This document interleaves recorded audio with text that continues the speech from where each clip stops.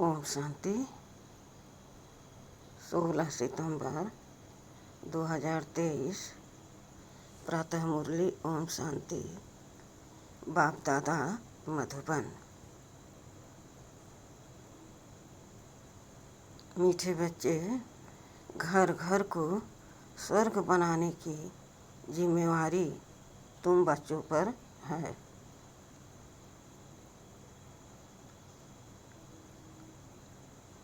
सबको पतित से पावन होने का लक्ष्य देना है।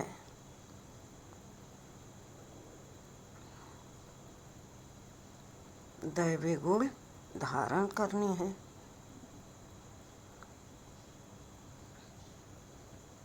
प्रश्न है, ईश्वरीय गोद में आने से तुम बच्चों को कौन सा अनुभव होता है?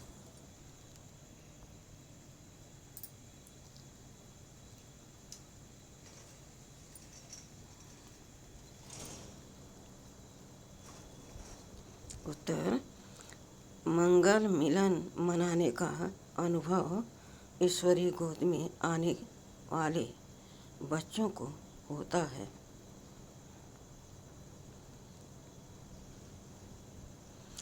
तुम जानते हो संगम युग है।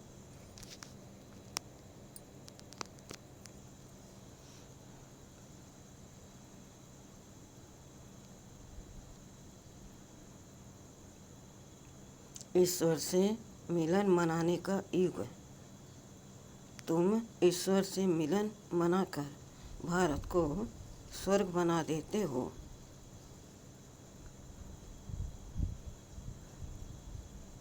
इस समय तुम बच्चे सम्मुख मिलते हो। सारा कल्प कोई भी सम्मुख मिलन नहीं मना सकते।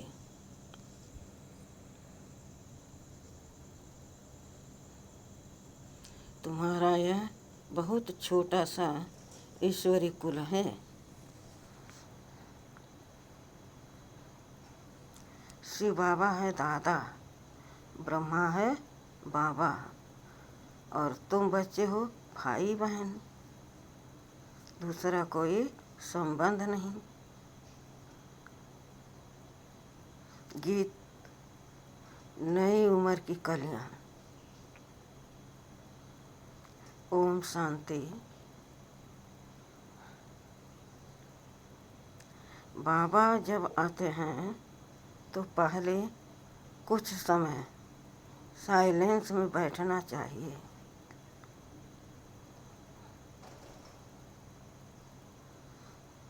क्योंकि पहले पहले दान दिया जाता है याद का।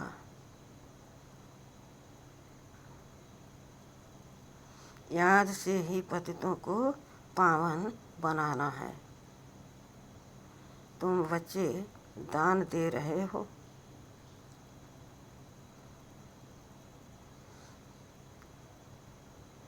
और ले रहे हो। बाप आकर कांटों से कलियां बनाते हैं, फिर कलियों से फूल बनते हैं।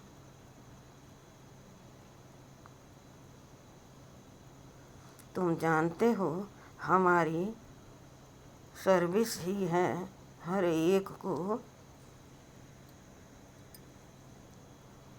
स्वर्ग के लायक बनाना, जैसे तुम बन रहे हो।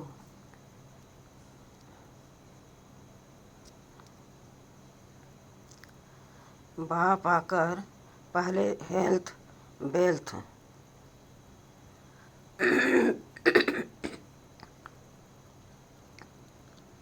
पहले हेल्थ पीछे वेल्थ देते हैं।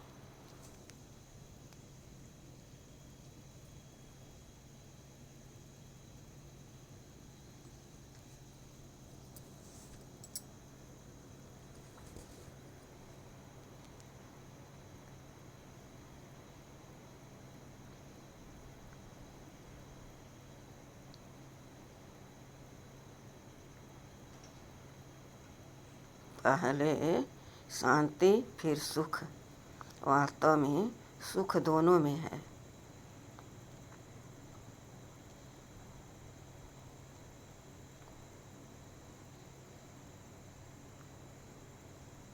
तुम बच्चों को सुख और शांति दोनों चाहिए।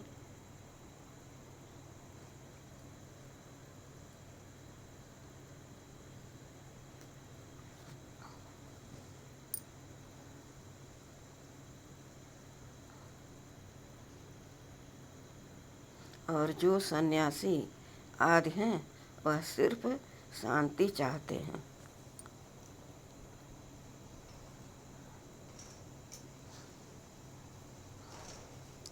सन्यासी सुख नहीं चाहते हैं, सुख तो वह दे न सके हैं।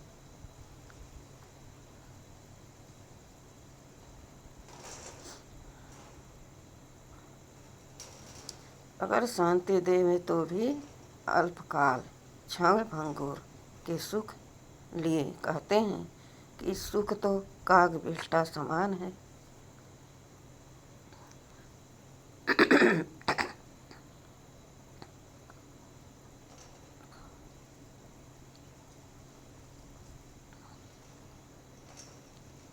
सन्यासी बहुत करके शांति चाहते हैं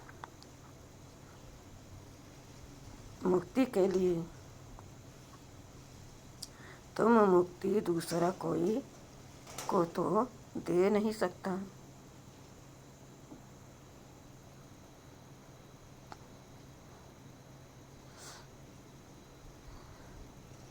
किसको बेहद की मुक्ति, बेहद की जीवन मुक्ति कहा जाता है,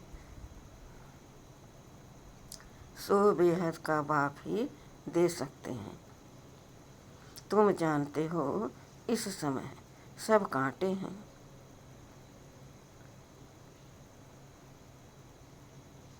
कांटे चुभते हैं। बाप कहते हैं सब एक दो को काम कटारी से मारते हैं। उनको पता नहीं है कि काम कटारी को हिंसा कहा जाता है। तुम विकार में जाते हो।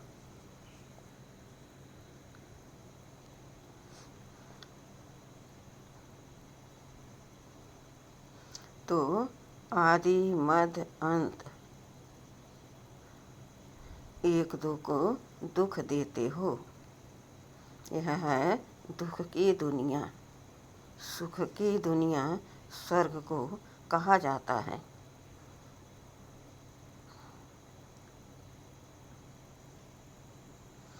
जबकि नई सृष्टि नया भारत है।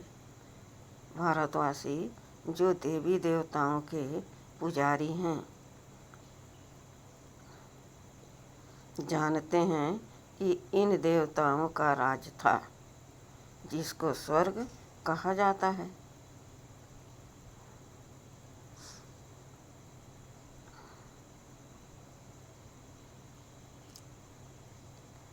यह भी महसूसता आती है।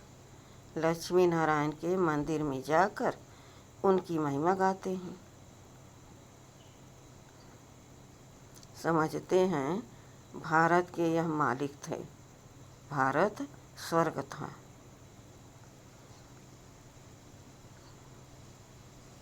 यह भी महसूसता आती है, परंतु हवा के मुआफिक समझते तो हैं।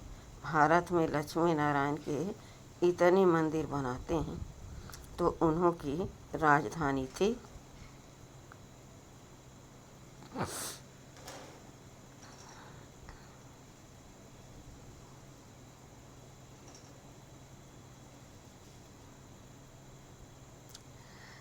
महाराजा महारानी कहा जाता है, परंतु कब थे सो भूल गए हैं। कितनी साधारण भूल है। कोई जास्ती टाइम नहीं हुआ है, 5000 वर्ष की बात है। क्राइस्ट बुद्ध आदि को 2-2.5 वर्ष हुए हैं।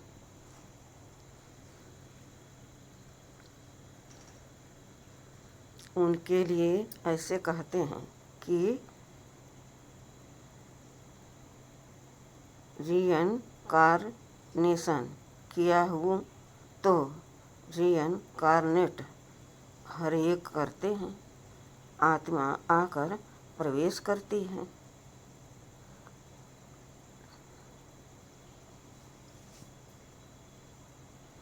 इसको भी रीइनकार्नेट कहेंगे, परंतु पहले बड़ों का नाम कहा जाता है। परम पिता परमात्मा रीइनकार्नेट करेंगे, तब आकर शरीर में प्रवेश करेंगे। रीइनकार्नेट का अर्थ यह है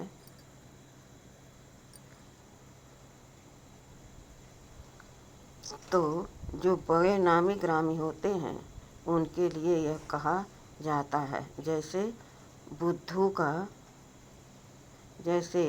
बुद्ध का रीइनकार्नेशन, क्राइस्ट का रीइनकार्नेशन, बौद्धि और क्रिश्चियन का भारत से कनेक्शन देखने में आता है।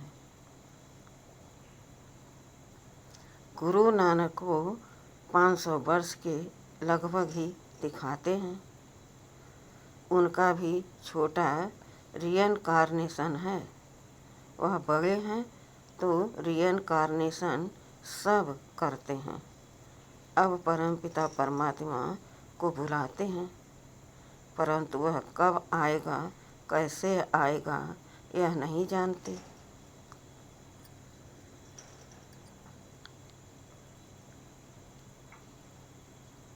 शरीर में तो जरूर आना होता है, परंतु जन्म न लेने कारण उनको रीइनकार्नेशन कहा जाता है। छोटा बच्चा तो नहीं बनते हैं। सबसे बड़ा रीइनकार्नेशन परमपिता परमात्मा का गाते हैं। परमात्मा 24 अवतार लेते हैं। अब कह देते पत्थर में अवतार लिया, गिरते जाते हैं।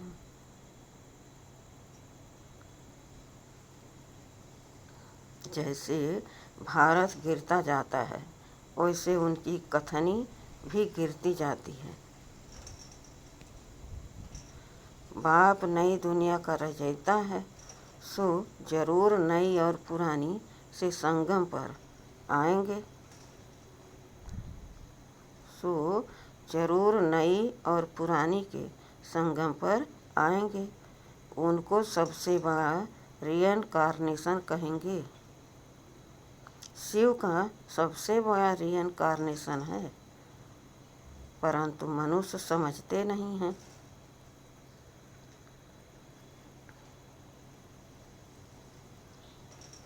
क्योंकि परमात्मा से विमुख हुए हैं, निराकार से परिचित जरूर हैं, परंतु वह यह नहीं जानते कि परमात्मा कब आते हैं, क्या आकर करते हैं।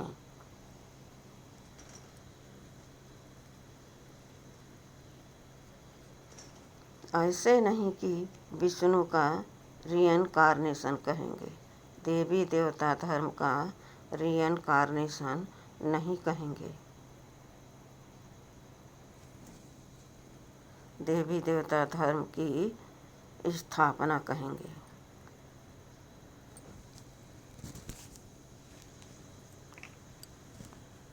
विष्णु अवतरण का एक नाटक भी बनाते हैं। अब वास्तव में विष्णु अवतरण की तो बात ही नहीं। तुम अब विष्णु के कुल के बन रहे हो। ईश्वर का कुल है ना। यह शिव का बच्चा ब्रह्मा के बच्चे तुम, इसको ईश्वरी कुल कहा जाता है।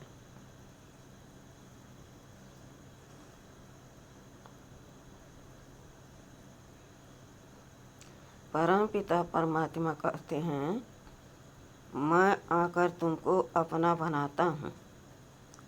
मैं आकर तुम बच्चों को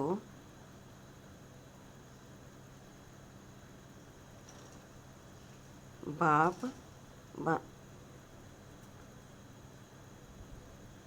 मैं आकर तुम बच्चों का बाप बनता हूँ तो सबका बाप, परंतु हूँ तो सबका बाप, परंतु अभी तुम ब्रह्मा द्वारा मेरे बने हो, इसलिए तुम मुझे दादा कहते हो।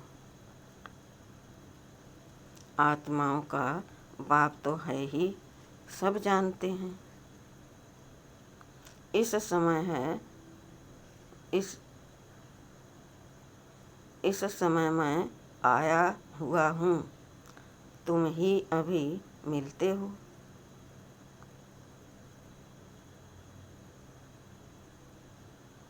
बेहद के बाप से तब मिलते हो जब बाप जन्म देते हैं।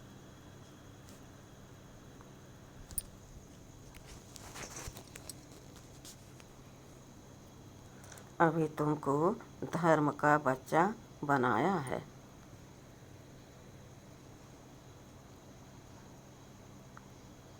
ब्रह्मा द्वारा विकार के तो बच्चे हो न सके।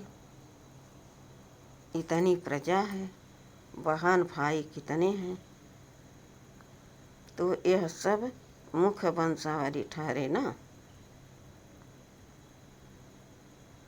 सन्यासियों की वंशावली नहीं होती है, क्योंकि उनमें दादा बाबा का कोई कनेक्शन नहीं है।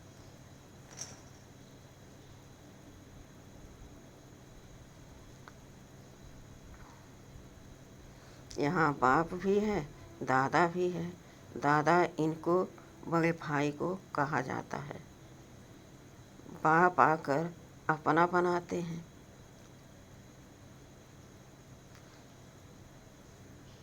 तुम जानते हो हम ईश्वरी की गोद में आए हैं।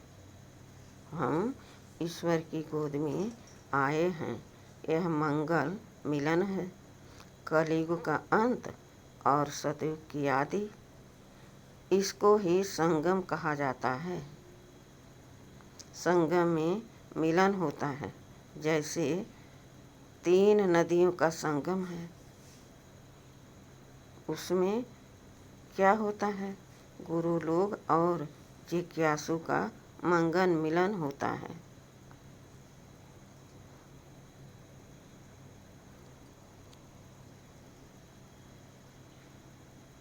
वह तो हो गया जिस्मानी, गाया भी हुआ है। आत्मा और परमात्मा अलग रहे बहुकाल।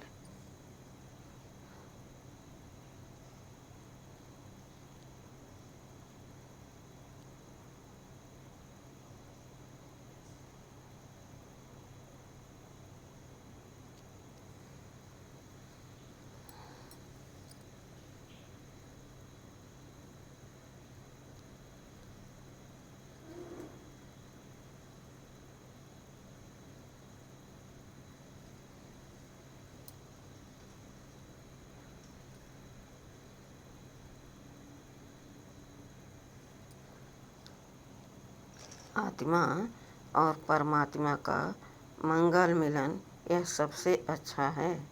आत्माएं मिलती हैं परम पिता परमात्मा से। इसमें पानी के नदी की बात नहीं है।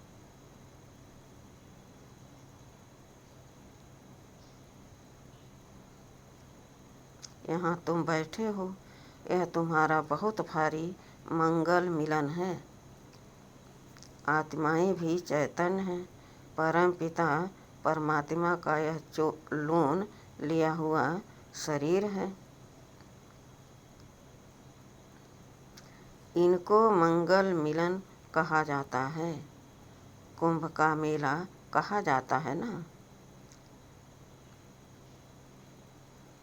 कुंभ को भी संगम कहेंगे। 3 नदियों का संगम का नाम कुंभ रख दिया है। सबसे बड़ा संगम कौन सा है? सागर और नदियों का सबसे बड़ी नदी है ब्रह्मपुत्र।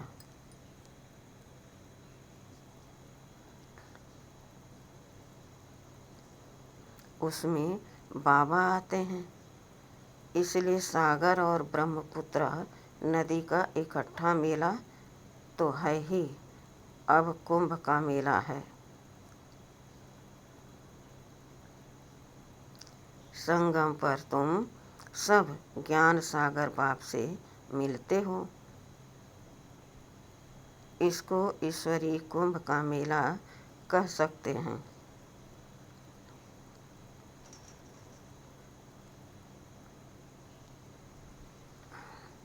यह है आत्माओं और परमात्मा का संगम। कुंभ व संगम बात एक ही है।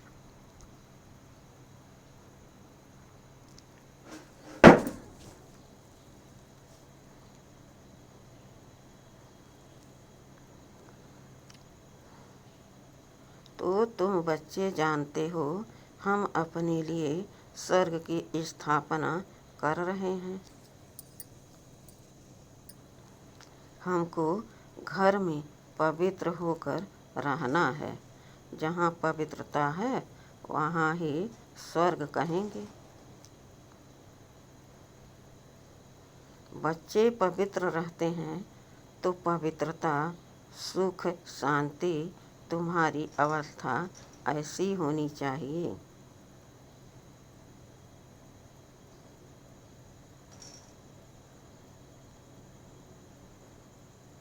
जैसे देवताओं की होती है। कोई भी अवगुण नहीं होना चाहिए।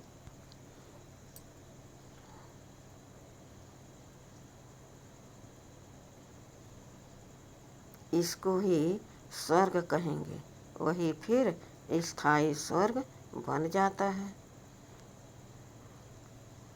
घर में ऐसा लायक बनना है, इसलिए कहा जाता है घर घर को स्वर्ग बनाओ।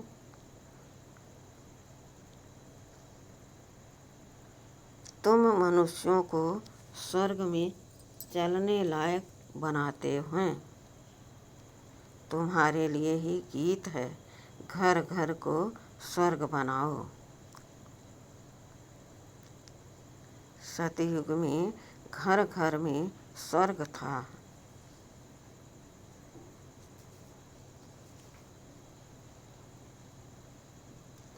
अब नहीं है।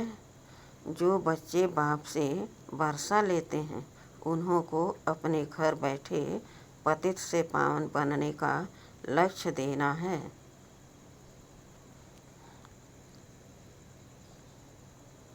यह बड़े ते बड़ा चैतन्य तीर्थ है। जहाँ शिव बाबा सागर है, वहाँ तो महात्माएं गंगाएं जरूर होंगी।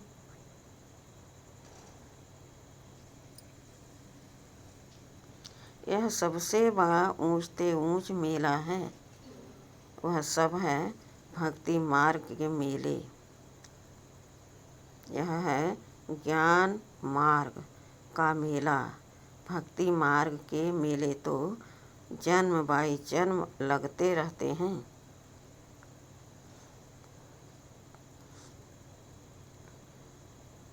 ज्ञान मार्ग का मेला एक ही बार लगता है।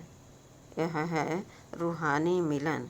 सुप्रीम रूह परम धाम से आकर बच्चों से मिलते हैं।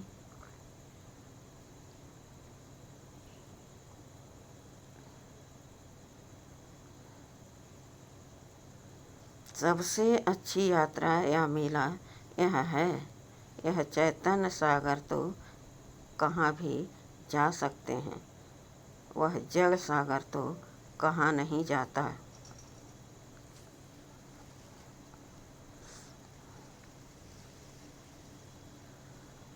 यह सागर जाता है तो नदियाँ भी जाती हो। निमंत्रण पर ज्ञान सागर इस ब्रह्मपुत्र नदी के साथ चलते हैं।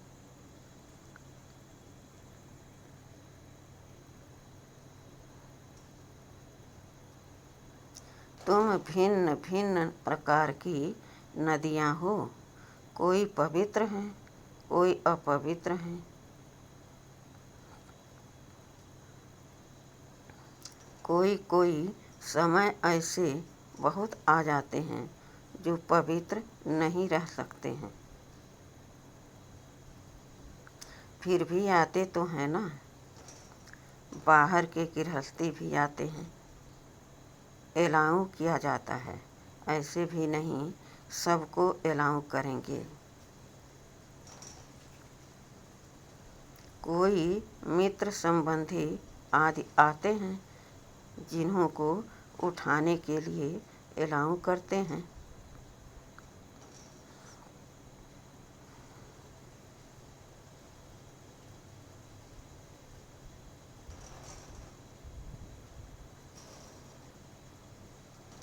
नहीं तो कायदे बहुत हैं। इंद्रप्रस्थ में कोई पतित आ न सके। कोई भी पंडा व सब्ज परी आदि कोई भी पतित को साथ में ले आ नहीं सकती।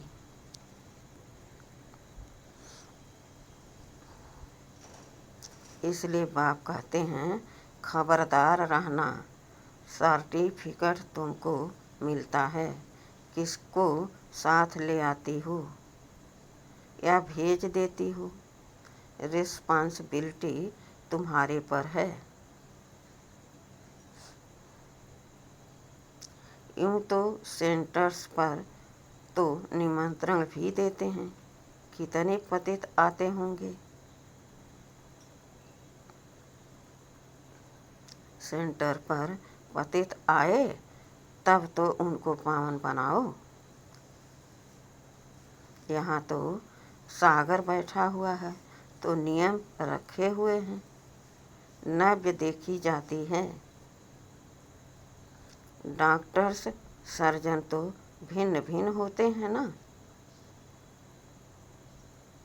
मम्मा बाबा व अनन बच्चे बात करेंगे तो झट पता लगेगा कि बुद्धि में बैठता है व नहीं। तुम कोई को भी समझाएंगे कि दो बाप हैं तो झट मानेंगे। युक्ति बतलाई जाती है, परम पिता परमात्मा को तो सब याद करते हैं।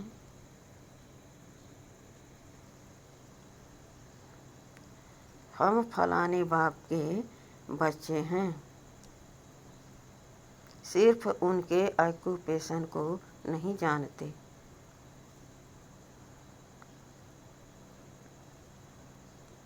यह तो तुम बच्चे समझ गए हो कि जिस जिस नाम रूप से जो मनुष्य आते हैं उसी नाम रूप से 5000 वर्ष बाद फिर आना है।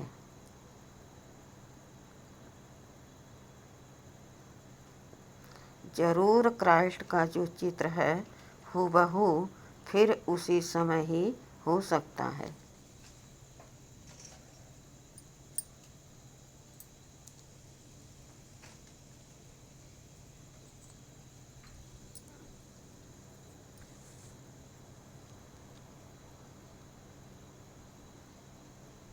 ऐसा और किसी मनुष्य का हो नहीं सकता। कृष्ण का जो चित्र है वह फिर और किसी मनुष्य रूप में हो न सके। आत्मा भिन्न भिन्न नाम रूप देश काल में जन्म लेते लेते अब पतित हो गई है, उसको फिर पावन बनाते हैं।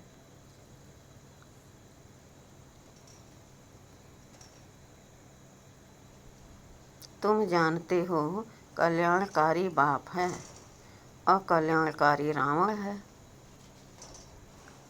सबको सदगति देने वाला बाप है। फिर इसमें मनुष्य तो क्या सब चीज़ों की सदगति हो जाती है।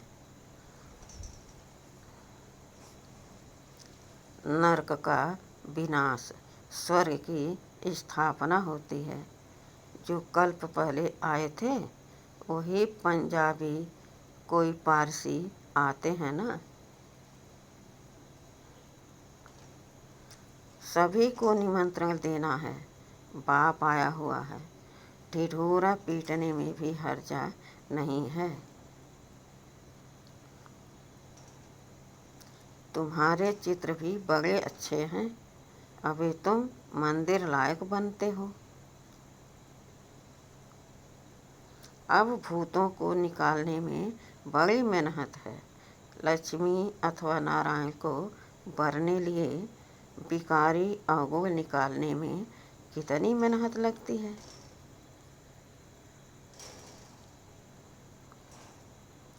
कोई को काम का भूत, कोई को क्रोध का भूत, किसको मोह का भूत थप्पड़ मार देते हैं।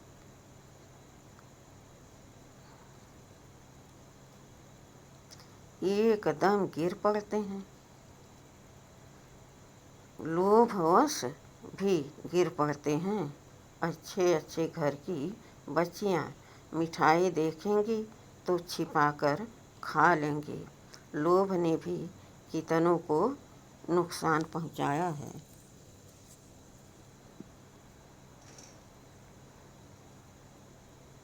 लोभ के वश ही चोरी करते हैं। पहले तुम भट्ठी में थे, अभी तो सबको अपने घर में भट्ठी बनानी पड़े। बाप ने एक ही बड़ी भट्ठी बनाई, अभी तो कहते हैं पहले 7 रोज भट्ठी में रहना पड़े।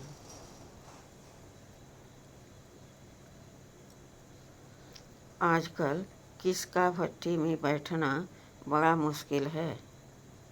सेंटर में भी आते हैं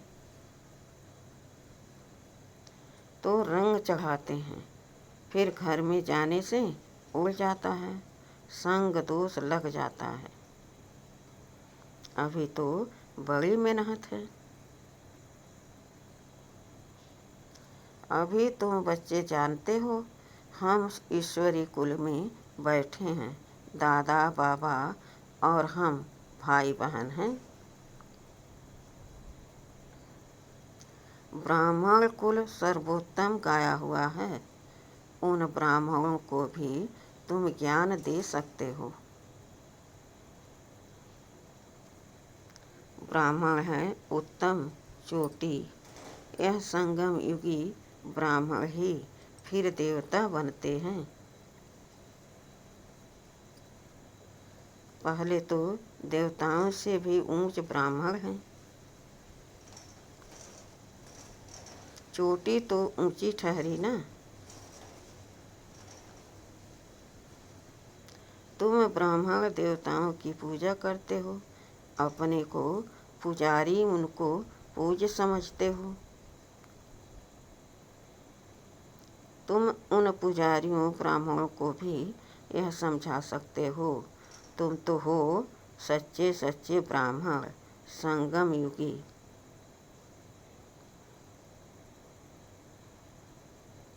तुम ब्रह्मा मुख वंशावली हो, फिर तुम सो देवता बनते हो। स्वर्ग का देवता जरूर परमपिता परमात्मा ही बनाएंगे।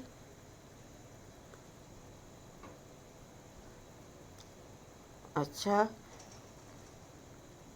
मीठे मीठे सिखिला दे बच्चों प्रति मात पिता बाप दादा का याद प्यार और गुड मॉर्निंग। रूहानी बाप की रूहानी बच्चों को नमस्ते। हम रूहानी बच्चों की रूहानी बाप दादा को याद प्यार और गुड मॉर्निंग और नमस्ते नमस्ते नमस्ते। शुक्रिया बाबा, शुक्रिया। वाह बाबा, वाह वाह मेरा भाग्य, वाह। धारणा के लिए मुख्य सार है।